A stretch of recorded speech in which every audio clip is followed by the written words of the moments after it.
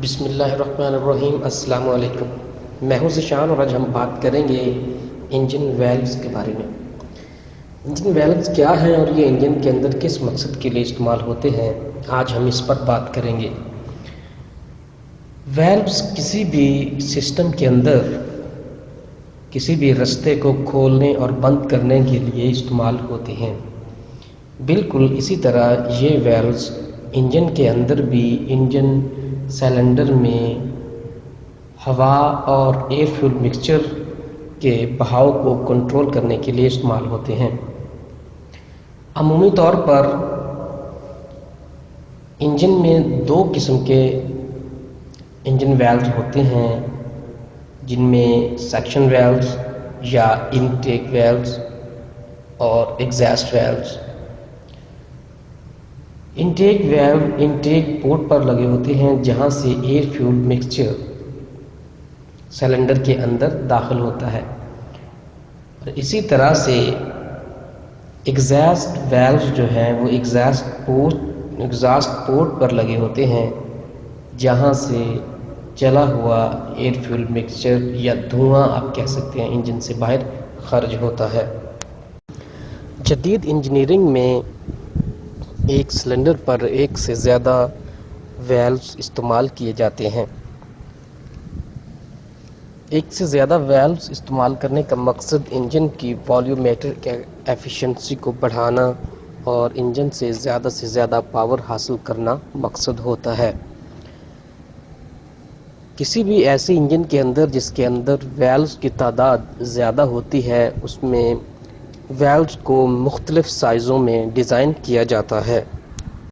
اس تصویر کے اندر آپ دیکھ سکتے ہیں کہ دو ویلوز دکھائے گئے ہیں، جن میں سے ایک ویلوز انٹیک ویلو جبکہ دوسرا ویلو جو ہے وہ ڈسچارج ویلو یا ایگزاسٹ ویلو ہے۔ انجن کے مختلف سٹروکس پر مختلف ویلو کھلتے اور بند ہوتے ہیں، جس سے ایئر فیول مکسچر کا بہاؤ یقینی بنایا جاتا ہے۔